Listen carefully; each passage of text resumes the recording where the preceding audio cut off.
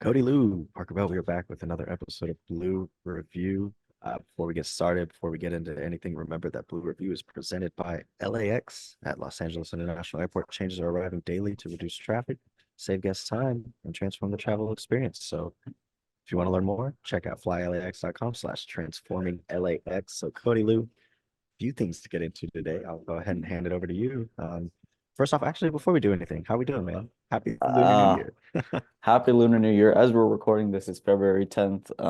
It's a great time. Yesterday, it's been an eventful week here in Los Angeles. Just to get into it a little bit, we were at DodgerFest, which we'll get into in a sec. Kobe statue gets unveiled. And then on top of that, because this is the Blue Review, Dodger spring training starts. And right before spring training, there was a little golden nugget that got dropped for all Dodger fans to really love right before catchers and pitchers reported to Camelback Ranch. But let's get into it. Dodger Fest. We'll do a quick little review of that. It was your first Dodger Fest. It was my second. But just to give an overview, if you haven't been to Dodger Fest before, it's kind of like a way for fans to see, the players right before spring training. It's the first time all the fans got to see Ohtani in a Dodger uniform, besides, obviously like the photos and videos of his press conference. It was the first time the fans got to see it. But on top of that, it was kind of like it's their version of like media day. So a lot of reporters and in our case, just because Ohtani was going to be at Dodger Fest, a lot of Japanese media, a lot of American media. It was really awesome to see. It was like a sight like no other. But let's get straight into it. Dodger Fest, Parker. Was actually a lot of news besides Ohtani being there. In terms of him being there and Dodger fans getting to see him first.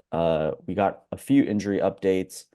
In terms of who's going to be at spring training, who's not going to be at spring training. Dave Roberts. Pretty much anybody you can think of was pretty much at Dodger Fest. Parker, do you want to start off with any quotes or any tweets that you can think of that were really big from Dodger Fest?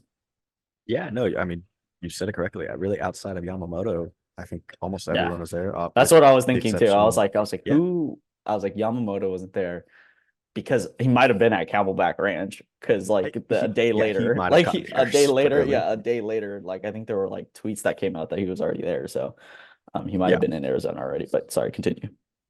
no, you're fine. So, I guess really to start, one of the first players, at least that we had in the scrum, I believe, was Lux. Yep. So, speaking of injury updates, one of the first things we heard is that he is hopeful and he is feeling fine for shortstop this year. So, of course, we're still waiting on a team update. But in terms of how he was personally feeling, his health wise, he's all good and ready to go. So that's exciting news for Dodgers fans, just knowing that if all things go well, should have your everyday shortstop. Yep. And the Dodgers seem excited about it. Uh, Coach Roberts had some comments on Gavin saying he's excited progress of their of his recovery and looking forward to this year seeing what Gavin can do. After Gavin, I mean, we kind of just had an influx of players after players. Yep. But I think one of the most important things we learned, at the very least, was something that we maybe all already assumed: the first three in the lineup. Hmm. Of course, that's going to be Mookie, Freddie, and Ohtani. Yep. So Roberts mentioned he's not going to nail it. The team's not going to nail the lineup from the get go. But at the very least, we are going to see those three stars leading off the Dodgers lineup, which is super exciting. And just for the Dodgers in general, I mean, the overall attitude, I think, is what I took away most from Dodgers Fest, especially with the aura, the air that was with Otani being there, just the players speaking on their excitement of having him there. Freddie, I think, mentioned at one point that Otani is a person that like our grandkids are going to be talking about. Yep. And I mean, Freddie is a former MVP. He's like just a star of all stars, and then he's talking this way about Otani, which is really cool. Um, and I think we learned a little bit more about just like that second half of the what the rotation is going to look like, and just the pitching lineups. Because of course, if all things go well, that second half rotation is going to include Glasnow, Bueller, Yamamoto, Miller, the newly signed Paxton in May, and of course somebody who we're going to get to later in the show. Um, so I think overall, I mean, we can talk on some of the things that like Otani said. We could get to that. Um, he did mention, he's very confident injury wise that he's going to be okay DHing for the Dodgers when they open their season in South Korea in Seoul. So that's huge news, actually, because we were unsure. He, many people could see that scar Yeah. in the That was a pictures, like big while thing he right was after. Yeah, that was a big thing right after right. DodgerFest, that like one of the big not storylines, but I guess one of the big topics was the fact that he had that big elbow scar. And I don't Yeah, think I mean, anybody seen it had prior to that, so it was like one of the first times we had seen such a scar. yeah. But just to hear him give some reassurance to the fans and to just the Dodgers in general that he's right on schedule with his hitting side, and he'll start hitting like with velocity once he reports to Arizona. I know he said that to Alden Gonzalez, our guy at ESPN. So that's super cool. But Cody, how about on your end? I know we were covering it together. We were both there, and we were all over the place. What did you see? I mean, what kind of news did you happen to get while you were covering the players? I think get back to one of your first few points, Gavin Lux. Like you said, he says that he's ready to go, or he's ramping up to get ready to go for opening day. So pretty much, I think if barring any setbacks, you can pretty much see Gavin Lux on opening day. And one of the things he said that was he felt really comfortable. He said he was getting more comfortable playing shortstop than playing on the left side of second base. So that was a big thing to me. The fact that he's saying that he's getting comfortable, and obviously knee injury, and there's a lot of expectations for Gavin Lux to really perform at shortstop this year. So I think it seemed like he was pretty confident in what his program and heading into spring training. It seems like he's ramping up. And then to me, anything else the only thing that really, like you talked about earlier, being at DodgerFest, having Otani there, and then hearing Otani speak, you can tell, like, and we talked about it like a couple days ago, um, the expectations for this team was already, at the highest of peaks prior to getting Shohei Otani in the last couple of years. And obviously, like, they've had some postseason failures, and whatever you thought the expectations were for this team the last, I would say, like 3-4 years, put that times like 10,000, because It's through the roof. yeah, like I think you could feel it in the air with the fans. Even like we were walking around and I'll say this, we were asking for some early World Series predictions. We are at a Dodger Fest, so obviously everyone is going to say that the Dodgers are going to the World Series, but there's a certain, like, you say it, and then there's another feeling where, like, okay, well, if they don't, then it's where do you go from this, right? You Mhm. obviously, like, our guy Corporate Greg, like, he wants everything, right? It's all over the air. It's funny. He wants everything. He wants them to shore up everything, because they've spent however much money. Like, if you're already going full in, go all in, fix everything that you can. But there's like you said, the air, like, it's going to be amplified 10 times 10,000. You look at ticket prices, those are going up. You look at concession stands prices, those are going up. The giveaways, they're going up for the ticket prices on that. Like, there's everything about this team just screams World Series or bust, right? And it was already like that before they even got Shohei Otani. But you got a potential ace in Yoshinobu Yamamoto. You got a certified frontline starter in Tyler Glasnow. And on top of that, you got the cream of the crop in Shohei Otani, who's going to hit this year. And then after that is most likely going to be your ace alongside Yamamoto, right?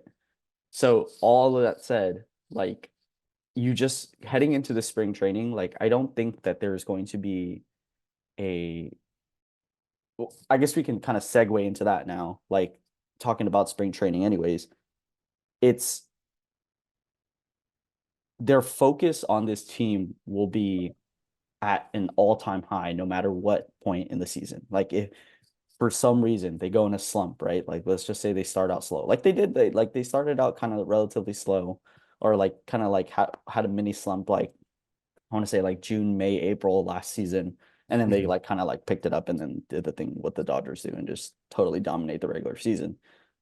Like it's going to be, there's a lot of pressure that you can see. But I don't know if it has resonated with the team, right? It doesn't feel like it's necessarily resonated with the team in any way. Because if you will see some of the quotes from Shohei, he's adjusting to a new team, right? Yeah. I think his locker is right next to Mookie and Yamamoto, if I stand corrected from what I've seen.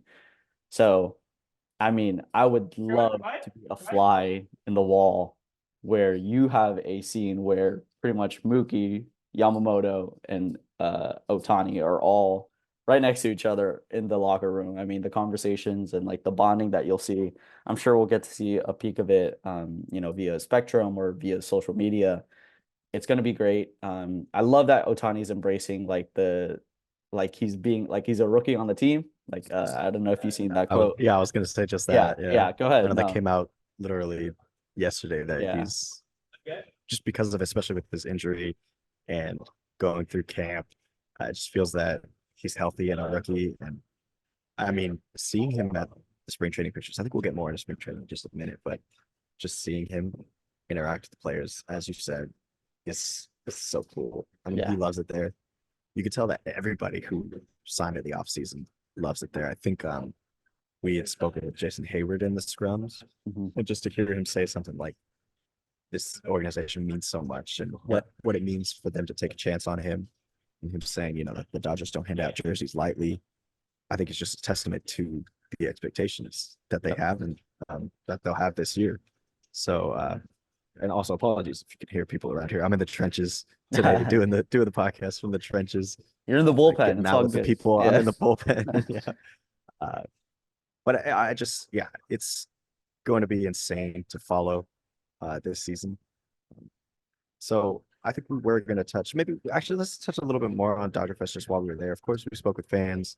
It was really cool to see and hear what Otani's signing meant to them, and just it all kind of like went hand in hand with what the other players felt. So it's like this collective family of just excitement and I know we're using the word excitement a lot, but that's kind of like I feel the best word for it. Like there's just so much hope surrounding this team with the players and the fans, and we learned that from talking to both players and fans. Um, but also at Dodger Fest, I think we learned that I believe I don't think Teoscar was there as well. No. Actually, now that I think about it, but we already knew earlier in January. He said there's no better place to sign, so I mean he's Yeah. on board. Yeah. But we learned what was it that I think when we're talking like with the pitching rotation with Bueller and guys like that, that they're ramping up to be ready for spring training. So that was good news as well. Hearing that, I mean, obviously Bueller's not going to be ready to go, but just in terms of his recovery, um, everything's been smooth. Hmm. So it's good to hear that the pitching, which was, of course, the biggest issue with It's the still, I would Dodgers say in the it's still a past. relatively big concern, no doubt. Yeah, exactly. And they could be just doing damage control, like, of course, the expectations are high and they're going to make it seem like everything's fine. And we're not going to know until, of course, the season starts. But I think it's just good to see that the players are in good, you know, mental, like in a good mental state. So it was exciting to see May and those guys just say that they're feeling good.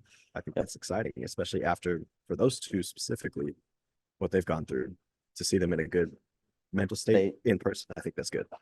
I think also at the same time, I think it's interesting because I think if Shohei hadn't signed, it they're in a weird flux where they're kind of in the middle of, well, pitching is still a concern, so we kind of need to see what they look like, and then also at the same time, I feel like the pressure of them has been kind of relieved in a way because they've signed a few guys that kind of help them, allows them to kind of ramp up and get ready for spring training or get ready for the season in some ways. I think it's a weird flux of the pitching dynamics of this year is so interesting because, yeah, like you said, there's a few guys that still need to come back, and we still need to see Bueller, May, Gonsolin, right? And even Trent, like if we're talking like full pitching wise, like there's a few guys that we still need to see how they perform and everything like that. But they've signed new guys, and I guess we'll get into this now. Right before pitchers and catchers reported, the Dodgers they got I would say their goat back, right? Clayton Kershaw is returning to the team. I believe he signed a 1-year deal to sign back with the Dodgers. And we all knew, like I think there's a certain, like there's always the rumors, he wants to go to Texas, he wants to be a Ranger, stuff like that. Well, I mean, sorry, before we move forward, I remember I think it was Muncie who was on maybe Hot Stover. He was on a Yes, podcast fair. I think he recently, was with and Rosenthal, maybe. Yeah, I think yeah, maybe Rosenthal, and he yeah. did say there was a little fear. There was a little fear just because of how comfortable Kershaw is with home in Texas. But lo and behold, he came home. The 36-year-old, well, who will be 36 in March, Yeah. came home as, of course, one of the greatest players in Dodgers franchise, and this is where he belongs. I do not doubt that. I never doubted that he was going to. To me, in my opinion, I thought it was either he was going to re-sign with the Dodgers or he was going to retire. There was no way, in my opinion, that he was ever going to go to Texas. I understand the whole like narrative and the rumors out there, but to me, you just had a feeling he was going to come back in the Dodger uniform because of the way he ended the last game ended, the last game he started. I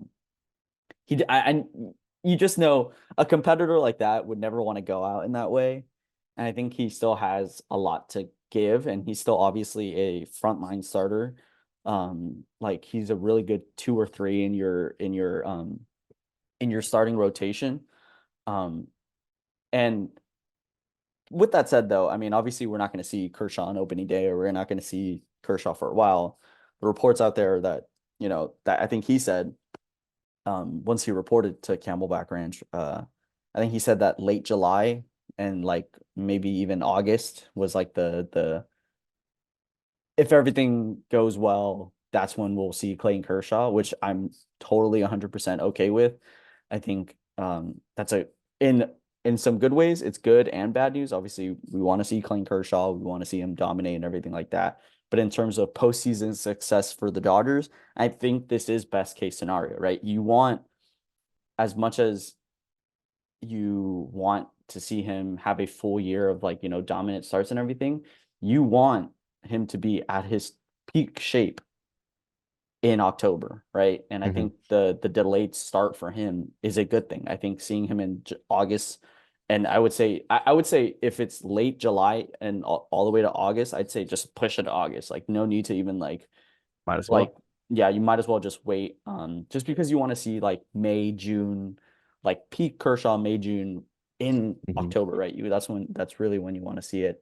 But yeah, there was no doubt that he was going to return, and I think. Plus, I would say also, on a side note, Shohei Ohtani is on the team. Like as much as as much as the Rangers are the World Series champions, and it would be great, and he'd be going home and everything like that.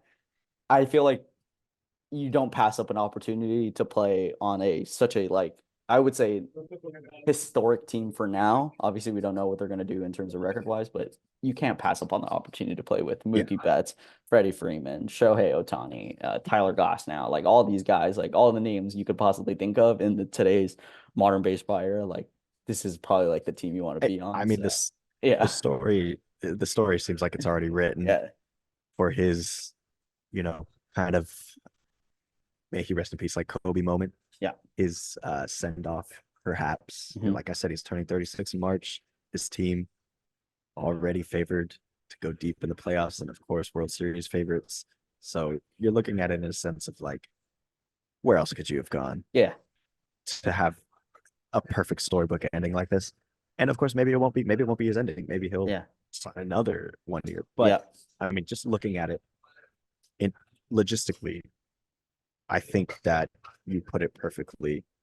Coming in late July, pushing it to August is perfect for the Dodgers. I yeah. think that second half rotation, if you allow them to have all of like an August to ramp up, that's incredibly scary for other teams in You're the looking at a postseason. 6-man rotation.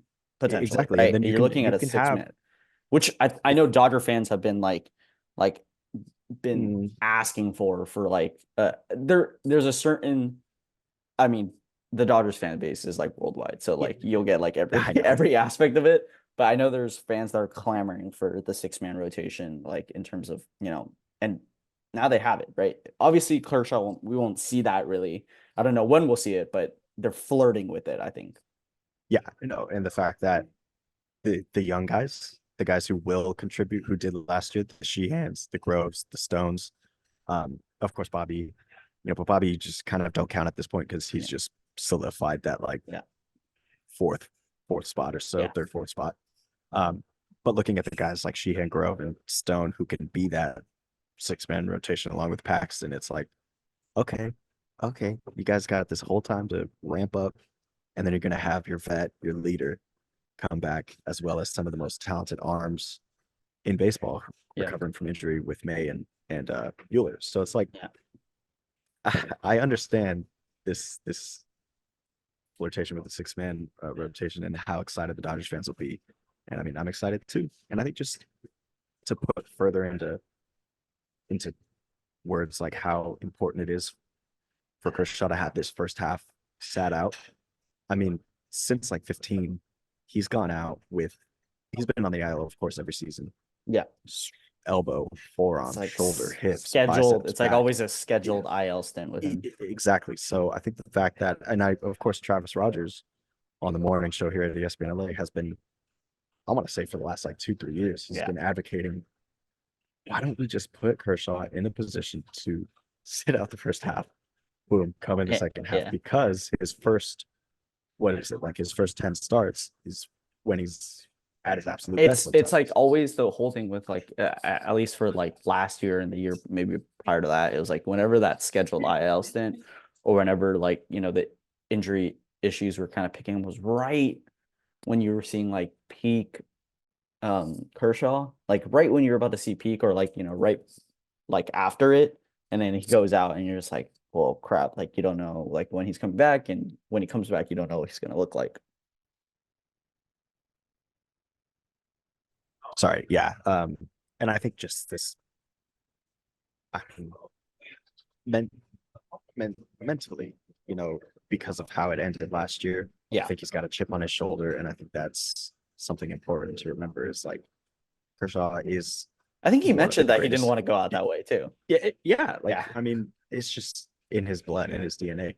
So we know that he's going to be coming with that chip on his shoulder, and that's great for the Dodgers because they need their leaders. Because the way they went out last year, they need their leaders to step up. Even Not more. just yeah, Yeah. no, I was gonna say not just in Yeah. the on the field and playing, but in terms of just what it means to be a leader. Like I think Otani is gonna bring some of that grit, of course. I know everybody's gonna say, no postseason, success or anything, Experience. but you could see from just the Yeah. WBC that Otani has that trait. He's just Uh, waiting for the opportunity. exactly. So we'll see how all that pans out. But transitioning, of course, before pitchers and catchers reported, this is when the Kershaw news happened. So they are now in Glendale. They're at Camelback. What are we looking at here in spring training? I mean, we're seeing some videos and clips already of fans, people going crazy, seeing Yamamoto in action, Yep. seeing Otani interact with the players. What do you think the Dodgers really are going to use this spring training for in terms of just like assessment? I mean, maybe this is where they It's kind of build that lineup out. it's pitching, pitching, pitching. I think There I it think is. Yep. I think that's the biggest storyline of the Dodgers season. Like as much as like Shohei Ohtani is like the big get, and we won't see him pitch until next year, right? So that take that out of the way. Like I think pitching, pitching, pitching is like the biggest thing for the Dodgers. Like as much as on paper these names look great, if you look at it, like Yamamoto, everyone thinks he's going to be the ace, and I certainly think he's going to be the ace, and I think he's going to do great this year. He's coming from Japan. You still don't know what the transition is going to be like in the majors, so we still need to see that. So that's a question mark, right? Tyler Glass now, I think he's hasn't started like over 20 games, like I don't know what his I think off the top of my head, I think it's like 21 games, maybe 22 games last year. And I then think it was prior 10-7. yeah, and then prior to that, it was like sort of the same thing. He hasn't started over 20 games. Like that's a question mark, right? Walker Bueller, he still needs to ramp up and we still need to see what he looks like. And right before he got injured, it wasn't like Walker Bueller was, like killing it on the mound. Like he was like still fighting his groove on top of now the injury. We still need to see what he looks like, right? Mhm. Dustin May, like as much as what is he going to look like after two TJs? His stuff is nasty, but we still need to see it be proved that sustainability for him on the field. Bobby Miller, he had a great rookie season. He kind of came in like I would say like halfway through the season pretty much. This is going to be the first year we're going to see Bobby Miller in full, right? Yep. Most of the teams are going to have the tape on him. They're going to see what his pitch mix is. They're going to test a lot of the things now that they have tape on him. How is he going to transition into being a full-time, frontline starter for this Dodgers rotation? Emmett Sheehan had some postseason struggle or had some struggles in the season. He'll still need to prove it. Michael Grove is in that same thing. Um, uh, and James Paxton, I think, uh, wasn't able to look at his stats before this, but it's not like he was blowing the roof off the he may be a nice little starter, a little innings eater, but Yeah. we just don't know. In my opinion, it's kind of crazy. I really think it's really crazy that it's such an exciting season for the Dodgers just because they got Otani, Yamamoto, and all these guys. But to me, pitching is really like this is where you build out the lineup and also the bullpen. You still don't know. They don't have a certified closer. Phillips, Gratterall, Vesio. We saw Trinan may get in the mix at some point. They signed Brazier, which I thought was a good move and stuff like that. But we'll see. Pitching, pitching, pitching. Want to see, and obviously it won't matter until like we get into the season, right? Spring training is spring training. It's like the preseason, right? So it doesn't really, whatever happens if like whoever gets lit up and everything like that. Try not to get too out of proportion, but pitching to me is has to be the main storyline and what everyone's going to be looking at heading into spring training and then heading into Seoul when they kick off against the Padres. I mean, I agree. I think Mookie said it best. They're really not worried about acclimating um new players to the team. Like they feel that in terms of the camaraderie aspect, you Mhm. don't really need the spring training for Yeah. that. Like they're gonna be fine. So as you said, it's all about pitching, pitching, pitching. I think one name in specific is maybe most important, at least in my eyes, and that's probably Walker, Hmm. because I feel that he might end up being the difference maker this season. Wow. If he's back to his true form, and of course we're seeing other players, we're seeing Lux say that he's been monitoring him like all winter, saying his stuff's looking really good. And Friedman said, he's going to start facing live hitters really soon. The timeline hasn't been dropped yet, but Yeah. just to know that maybe his return might be kind of like a month into a season. You're trying to, if you read between the lines, of course there hasn't been a timetable given, but just the fact that like it's been told that everything is firm, um, the workload is coming real soon, and just remembering what he did before he got injured, it's like, okay, this guy really could be the difference maker. So I think he's probably the one to look at the most. Everybody else, I think, like you said, they might get rocked. It is what it is, but that's just what spring training's Yeah. for. But because Bueller won't have like live action, Yeah.